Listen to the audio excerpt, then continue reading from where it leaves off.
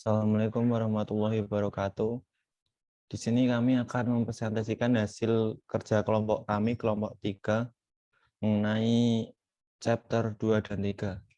Kelompok kami sendiri beranggotakan 1 Dinar Prambana dengan NIM I042040, Dewangga Suarya Nugroho NIM I042041, Gema Elwali NIM I042055, Insa Akbar Al-Kautsar NIM I042062, Muhammad Bagus Tri Yulianto NIM I042077.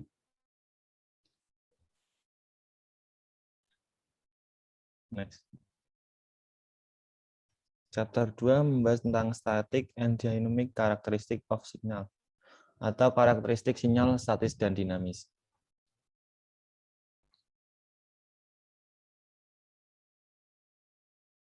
Subbab pertama yaitu introduction, pendahuluan.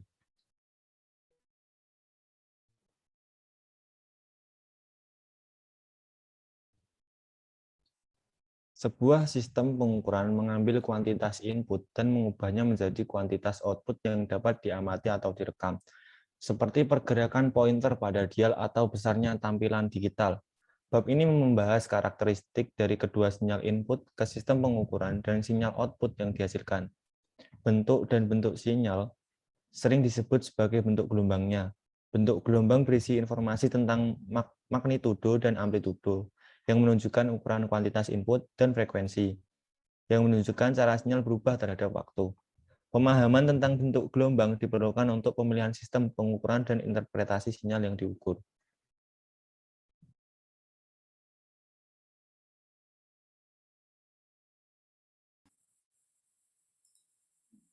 Lalu yang kedua ada input-output signal concepts atau konsep sinyal input atau output.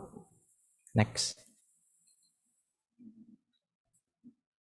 Yang pertama ini konsep-konsep dasarnya, yaitu sebagai pemilihan sistem pada suatu pengukuran, lalu penginterpretasian input dari sistem pengukuran, lalu mengevaluasi output dari sistem pengukuran ketika waktu atau perilaku referensi dari input tidak diketahui.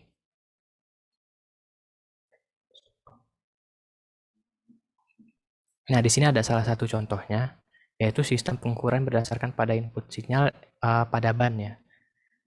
Di sini kalau pada ban ini tidak berubah terhadap waktu, jadi setiap diukurnya itu pasti selalu sama atau setidaknya mendekati. Lalu perlu referensi tekanan untuk mobil atau sepeda sebagai salah satu contoh sebagai skalanya. Next.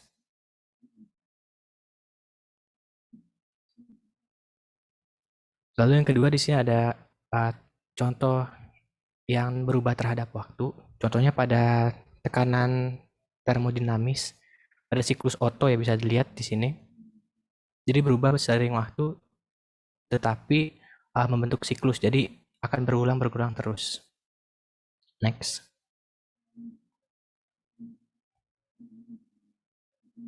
Nah, lalu apa sih yang dapat kita ketahui dari kedua contoh yang sebelumnya? Nah, kita dapat mengetahui bahwa sinyal adalah informasi fisik mengenai variabel terukur yang dapat ditransmisikan sebagai suatu proses dan sistem pengukuran, tingkatan dari sistem pengukuran, atau sebagai output dari sebuah sistem pengukuran.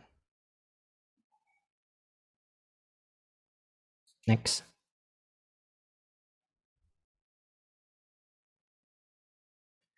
Lalu yang ketiga ada signal analysis atau analisis sinyal.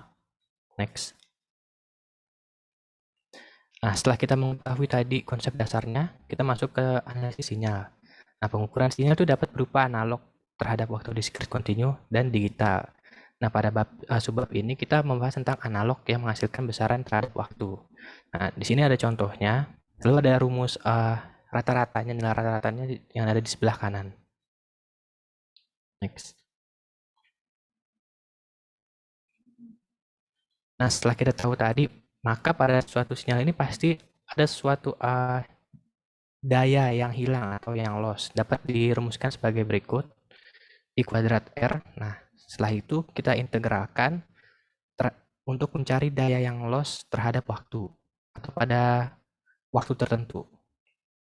Next.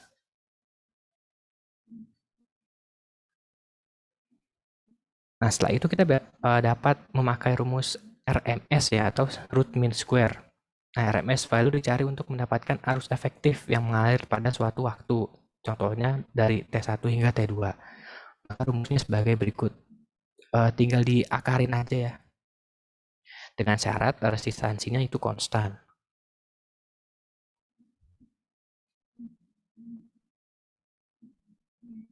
Nah, lalu di sini ada sinyal digital ya. Rumusan awalnya seperti ini. YT R sigma T. T ini lalu di bawahnya menggunakan metode sampling convolution. Dari keterangannya bisa dilihat di bawahnya sebagai impuls terhambat dari fungsi. Lalu datanya sebagai sampel yang diambil terhadap waktu tertentu.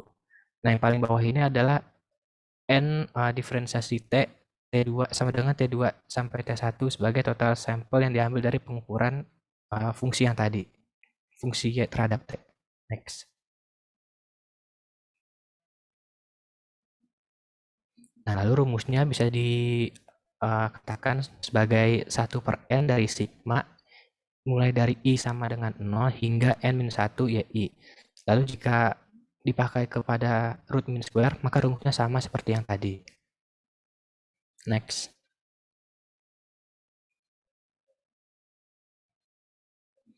Nah, lalu setelah kita mengetahui cara perhitungannya, di sini ada contoh gambarnya, gambar outputnya dari pengukuran tadi. Yang sebelah kiri dinyatakan sebagai gambar awal. Nah, yang sebelah kanan adalah fungsi yang awal dikurangi dengan rata-ratanya atau dikurangi arus DC-nya, maka menjadi seperti ini, menjadi lebih fluktuatif. Nah, maka biasanya yang kita peroleh, yang kita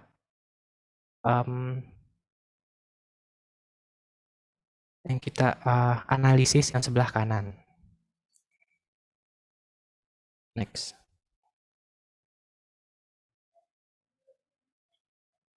Nah, lalu di sini ada suatu contoh soal ya, soal signal analysis. Tentukan arus yang mengalir pada resistor yang dinyatakan dalam rumus I terhadap T yaitu 10 sin T dengan I terhadap T arus seiring dengan waktu.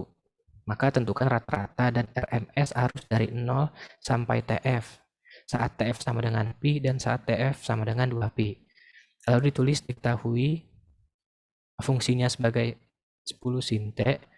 Lalu ditanyakan rata-rata arus dan arus RMS pada saat TF sama dengan 0 hingga Pi dan TF sama dengan 0 hingga 2Pi. Next.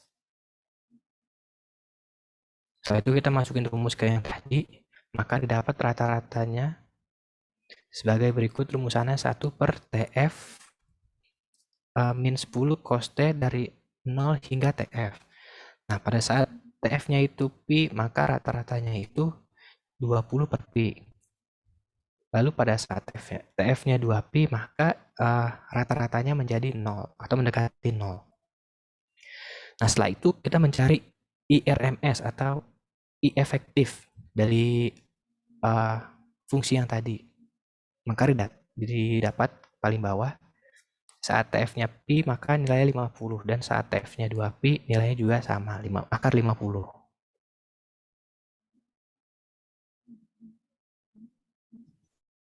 Baik, untuk subbab 4 akan saya jelaskan, yaitu mengenai signal amplitude and frekuensi atau sinyal amplitudo dan frekuensi.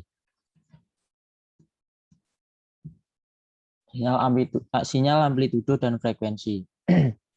Diperlukan sarana untuk mengklasifikasikan bentuk gelombang untuk sinyal input dan sinyal output yang dihasilkan relatif terhadap besarnya dan frekuensinya.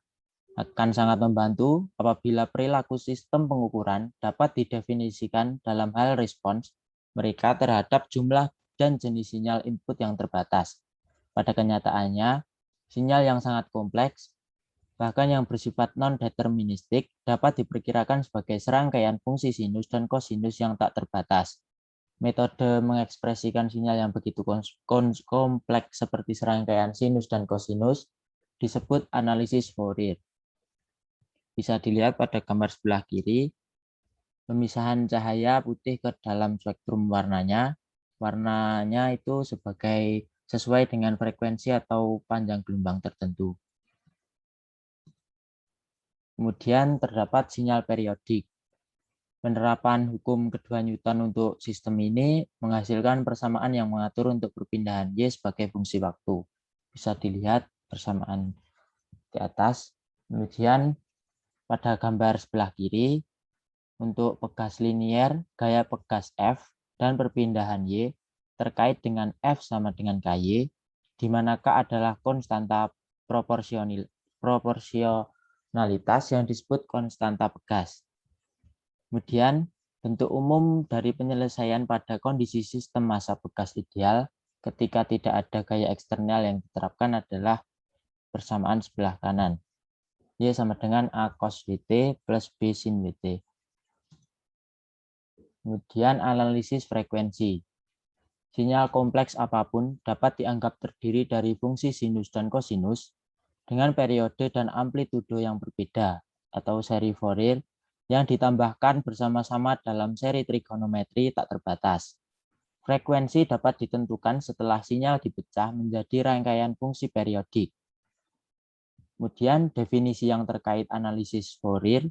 Yang pertama, fungsi YT adalah fungsi periodik jika ada bilangan positif T. Bisa dilihat pada persamaan berikut, di mana periode YT adalah T. Kemudian, jika kedua Y1T dan Y2T memiliki periode T, maka AY1T plus BY2T, di mana A dan B adalah konstanta. Kemudian yang kedua, deret trigonometrinya akan menjadi A0 plus A1 cos T, B1 sin T plus A2 cos 2T plus B2 sin 2T, di mana AN dan BN adalah koefisien dari seri.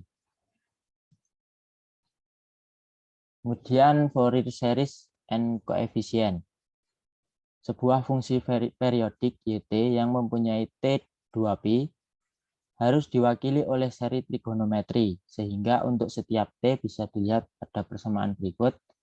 Dengan YT diketahui, nilai AN dan BN harus ditentukan.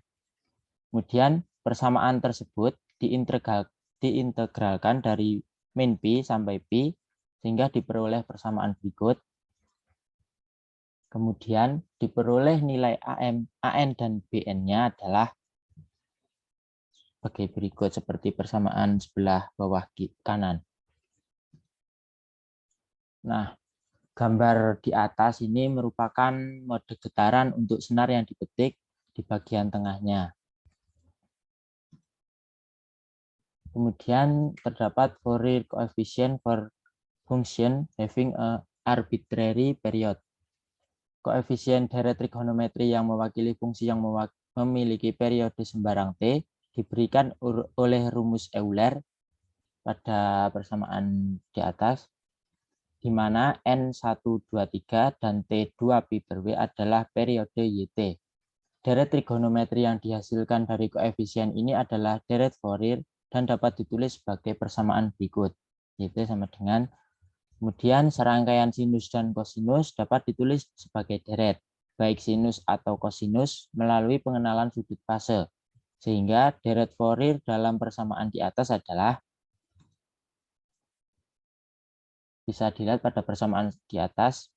Kemudian dapat ditulis persamaan untuk sin dan cos sebagai berikut. Atau YT sama dengan A0 plus sigma N sama dengan 1 sampai theta Cn sin NWT plus theta N. Dan di mana untuk mencari nilai tangan sebagai berikut, bisa dilihat pada persamaan di bawah. Kemudian even and odd function. Suatu fungsi GT dikatakan genap jika fungsi tersebut simetris terhadap titik asal yang dapat dinyatakan untuk semua T. G min T sama dengan GT. Suatu fungsi HT akan dikatakan ganjil apabila untuk semua T, H min T sama dengan min HT. Kemudian Fourier cosine series. Jika YT genap, deret Fourier-nya akan membuat suku-suku kosinus menjadi seperti persamaan berikut. Kemudian Fourier sin series. Jika YT ganjil, deret Fourier-nya hanya akan berisi suku-suku sinus, seperti persamaan di sebelah kanan. Kemudian untuk subbab 5 akan dijelaskan oleh teman saya.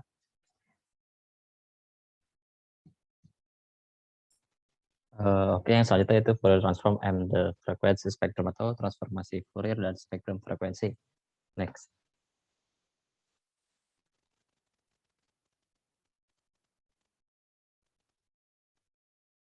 Jadi Fourier transform and the frequency spectrum itu ya merupakan koefisien deret Fourier menentukan amplitude sinus dan kosinus.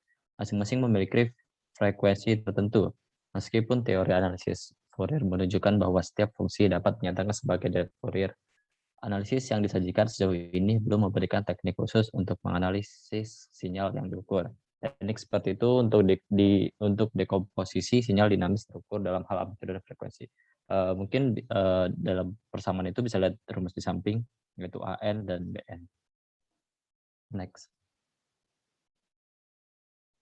Selanjutnya itu dalam batas sebagai tab approaches infinity, deret Fourier menjadi integral. Jarak antar komponen frekuensi menjadi sangat kecil.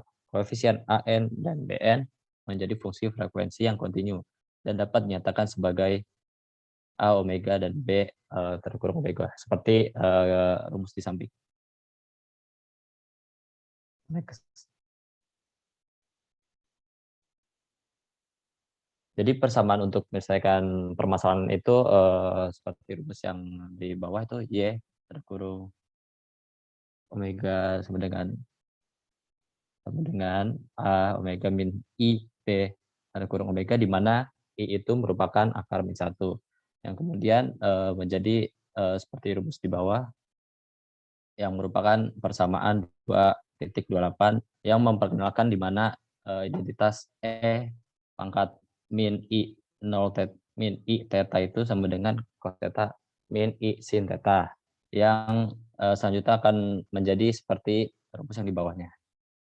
Terus kemudian berdasarkan dari persamaan yang di atas itu menyebutkan bahwa frekuensi in hertz atau dalam frekuensi itu dijelaskan seperti F sama dengan omega per 2pi atau sama dengan 1/T.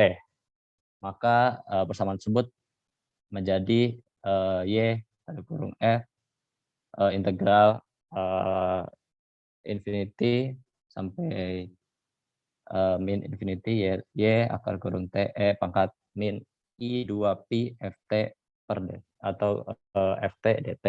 Next.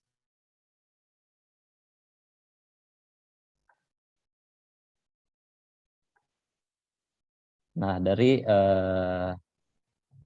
rumus itu, maka menjelaskan bahwa inverse Fourier transform dari Y sama dengan Y tanda kurung F.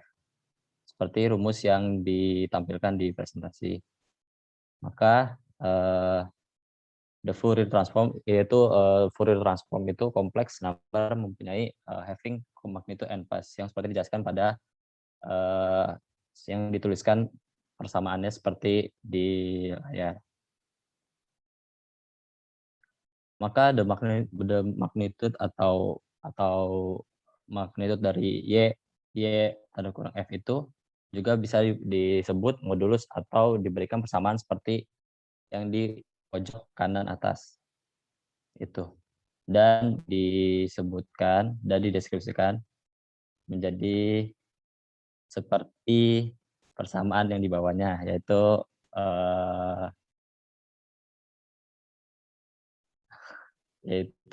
seperti persamaan 2.34. Oke, maka berdasarkan amplitudo dari Y tanda kurung T itu bisa diekspres atau dijelaskan menjadi sebagai amplitudo frekuensi spektrum, atau lebih simpel menjadi amplitudo spektrum yang berdasarkan seperti rumus yang di bawah tersebut. Oke, next.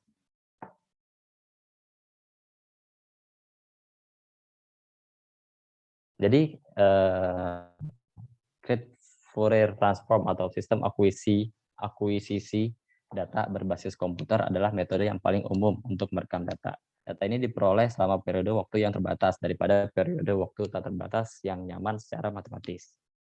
Kumpulan data diskrit yang bernilai n yang mewakili interval waktu dari 0 hingga TF akan secara akurat mewakili sinyal asalkan periode pengukuran telah dipilih dengan benar dan cukup panjang.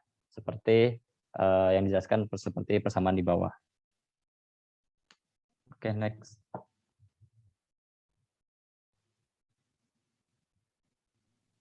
Masuki chapter 3 yaitu measurement system behavior, yaitu perilaku sistem pengukuran.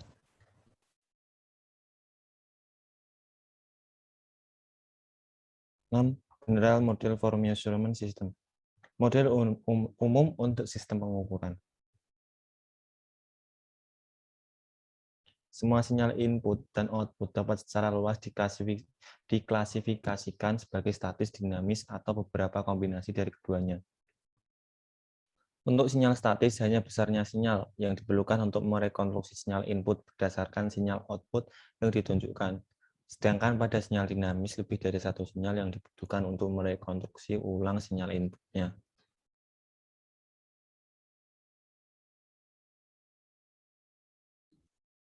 Kemudian untuk subbab 7 akan saya jelaskan, itu special case of the general system model atau kasus khusus model sistem umum. Di dalam ini terdapat zero order system. Model paling sederhana dari sistem pengukuran dan yang digunakan dengan sinyal statis adalah model sistem zero order atau ordinal. Bisa dilihat dari persamaan sebelah paling atas, kemudian membagi melalui A0 memberikan YT sama dengan KFT. Konsep sistem ordinal ini digunakan untuk model respons sistem pengukuran yang tidak bergantung waktu dari nilai input. Bahkan konsep ordinal dengan tepat memodelkan sistem apapun selama kalibrasi statis. Ketika sinyal input dinamis terlibat, model zero order hanya berlaku pada kesetimbangan statis. Hal ini karena sebagian besar sistem pengukuran nyata memiliki kemampuan inersia atau penyimpanan yang memerlukan persamaan diferensial tingkat tinggi. Untuk model yang benar, perilaku time dependent mereka ke sinyal input dinamis. Kemudian first order system atau orde pertama. Dalam model ini, pengukuran yang mengandung elemen penyimpanan tidak merespons secara instan terhadap perubahan input. Contohnya yaitu termometer. Tingkat di mana perubahan suhu dengan waktu dapat dimodelkan dengan turunan orde pertama, dan perilaku termometer dimodelkan sebagai persamaan orde pertama. Bisa dilihat pada persamaan di atas, dengan Y sama dengan DY per DT, membagi melalui A0 memberikan Y plus Y sama dengan KFT. Kemudian dalam first order terdapat step function input. Didefinisikan sebagai AUT sama dengan 0, T kurang dari sama dengan 0 pangkat min, AUT sama dengan A, di mana T lebih dari sama dengan 0 positif. Di mana A adalah amplitudo fungsi langkah dan UT didefinisikan sebagai fungsi satuan langkah seperti yang digambarkan dalam gambar sebelah kanan. Secara fisik, fungsi ini menggambarkan perubahan mendadak sinyal input dari nilai konstan 1 besar ke nilai konstan beberapa besar lainnya, seperti perubahan mendadak dalam loading, perpindahan, atau variabel fisik apapun. Ketika kita menerapkan input fungsi langkah ke sistem pengukuran, kita memperoleh informasi tentang seberapa cepat sistem akan menanggapi perubahan sinyal input. Kemudian terdapat simple periodic function input. Sinyal periodik umumnya ditemui dalam proses rekayasa, contohnya termasuk struktur bergetar, dinamika suspensi kendaraan, sirkulasi biologis, dan arus pompa reciprocating. Ketika input periodik diterapkan pada sistem orde pertama, frekuensi sinyal input memiliki pengaruh penting pada pengukuran respon waktu sistem dan memengaruhi sinyal output. Bisa dilihat pada persamaan berikut, Y plus Y sama dengan KA sin omega T. Solusi umum untuk persamaan di atas adalah bisa dilihat pada persamaan berikut. Kemudian second order system atau orde kedua. Sistem yang memiliki inersia mengandung istilah turunan kedua dalam persamaan modelnya. Sebuah sistem yang dimodelkan oleh persamaan diferensial urutan kedua disebut sistem orde kedua. Contoh instrumen orde kedua termasuk akselerometer transduser tekanan. termasuk mikrofon dan pengeras suara. Secara umum, sistem pengukuran orde kedua yang mengalami input, FT, dapat dijelaskan dengan persamaan bentuk sebagai berikut, di mana A0, A1, dan A2 parameter fisik yang digunakan untuk menggambarkan sistem, dan Y sama dengan D kuadrat Y per DT kuadrat, persamaan D per DT dapat ditulis ulang sebagai persamaan berikut, di mana omega n sama dengan natural frequency of the system, kemudian A1 per 2 akar A0 A2, atau juga bisa disebut damping ratio of the system. Kemudian sebab 8 akan dijelaskan oleh teman saya. Baik, untuk subbab 8 akan saya lanjutkan, yaitu mengenai transfer function atau fungsi transfer. Lanjut.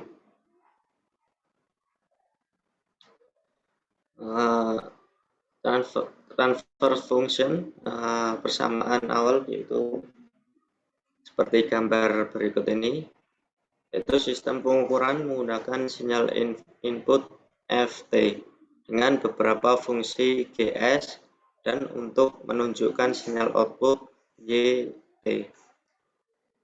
Maka dengan menggunakan transformasi Laplace dengan persamaan di samping berikut ini. Lanjut.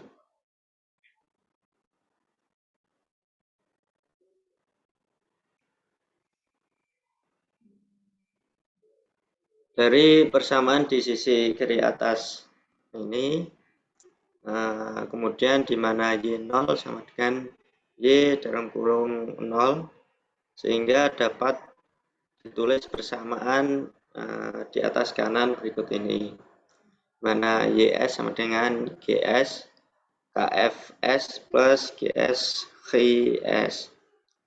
Lalu persamaan GS sama dengan 1 per S plus 1, di mana GS merupakan orde pertama dari fungsi transfer. Fungsi transfer GS berperan dalam respon waktu lengkap dari sistem pengukuran. Sebagai ditunjukkan pada gambar 3.19, fungsi transfer mendefinisikan operasi matematika yang sistem pengukuran bekerja pada sinyal input FT untuk menghasilkan respon waktu atau sinyal output dari sistem. Respon frekuensi sistem yang ditunjukkan oleh M dan dapat menjadi ditemukan dengan mencari nilai GS dengan persamaan di bawah ini. Lanjut. Kemudian untuk sistem orde kedua atau lebih tinggi, pendekatannya sama. Persamaan yang mengatur untuk sistem orde kedua didefinisikan oleh persamaan 3.13 berikut ini. Dengan kondisi awal, Y dalam kurung 0 sama dengan Y0 dan Y dalam kurung 0 sama dengan Y0. Hasil transformasi Laplace maka menjadi persamaan di bawah ini. Kemudian dengan Y0 sama dengan Y dalam kurung 0, kemudian persamaannya menjadi persamaan berikut ini. Lanjut. Kemudian yang dapat dinyatakan dengan GS sama dengan GS KFS plus GS GS. Kemudian dengan inspeksi fungsi transfer dinyatakan dengan persamaan pada sebelah kanan berikut ini. Lalu untuk memecahkan GS, kita peroleh untuk sistem orde kedua dengan persamaan rumus sebelah kanan berikut ini. Lanjut.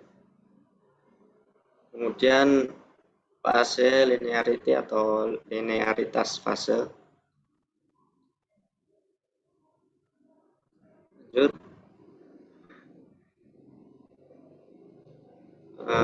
Di sini ditampilkan grafik mengenai rasio magnitudo.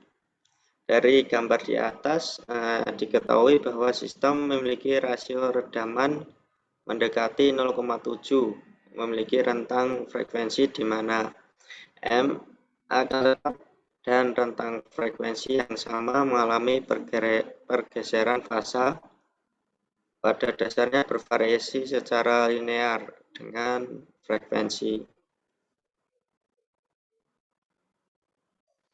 Kemudian distorsi sinyal dapat diilustrasikan dengan mempertimbangkan bentuk gelombang kompleks yang diwakili oleh fungsi umum UT. Persamaannya dapat dilihat pada rumus berikut ini. Misalkan selama pengukuran pergeseran fase sinyal terjadi seperti rumus di atas, maka pergeseran fase berbanding lurus dengan frekuensi, sehingga mendapatkan persamaan berikut ini.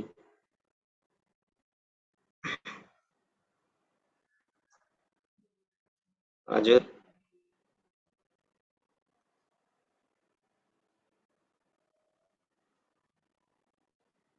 Yang selanjutnya yaitu multiple function input atau masukan multifungsi. Next. Jadi prinsip superposisi menyatakan bahwa kombinasi linear sinyal digital yang diterapkan pada sistem pengukuran linear menghasilkan sinyal output yang hanya penambahan linear dari sinyal output terpisah yang akan dihasilkan jika istilah input telah diterapkan secara terpisah. Karena bentuk respon sementara tidak terpengaruh oleh fungsi input, kita dapat fokus pada respon yang stabil. Jadi secara umum, kita dapat menulis bahwa jika fungsi pemaksaan suatu bentuk diterapkan pada suatu sistem, maka respon gabungan akan memiliki bentuk. Jadi kita bisa menulis persamaannya seperti di bawah. F tanda kurung T itu sama dengan AO plus notasi sigma hingga K sama dengan 1 AK sin omega KT. Jadi kita bisa mengaplikasikan sistem ini dan mengkombinasi, maka Y steady itu menjadi Y steady tanda kurung T sama dengan KA0 plus notasi sigma hingga K sama dengan 1 B tanda kurung omega K sin omega KT plus I omega K, di mana B omega K itu sama dengan K kecil M besar kurung buka omega K kurung tutup. Next. Kemudian untuk subbab terakhir akan saya jelaskan yaitu mengenai couplet system atau sistem terpasang. Nah, bisa dilihat pada persamaan di atas atau persamaan 3.37 akan dijelaskan nanti di mana subscript T mengacu pada transducer. Namun sinyal output transducer sekarang menjadi sinyal input F2T sama dengan YT ke perangkat perekam urutan kedua. Output dari perangkat urutan kedua, YST, akan menjadi respon urutan kedua yang sesuai untuk input F2T. Bisa dilihat pada persamaan S2T pada sebelah bawah. Kemudian pertimbangan representasi skematik pada gambar di atas. Bisa dilihat pada gambar di atas yang menggambarkan sistem pengukuran yang terdiri dari perangkat H yang saling berhubungan. J 1, 2H, setiap perangkat yang dijelaskan oleh model sistem linear, fungsi transfer keseluruhan dari sistem gabungan, GS, adalah produk dari fungsi transfer masing-masing perangkat individu, sehingga KGS sama dengan K1G1S, K2G2S, sampai dengan KHGHS. Kemudian pada SI omega, persamaan 3.37 yang sebelumnya tadi menjadi persamaan sebagai berikut. Kemudian persamaan 3.40 diberikan sinyal input ke perangkat 1.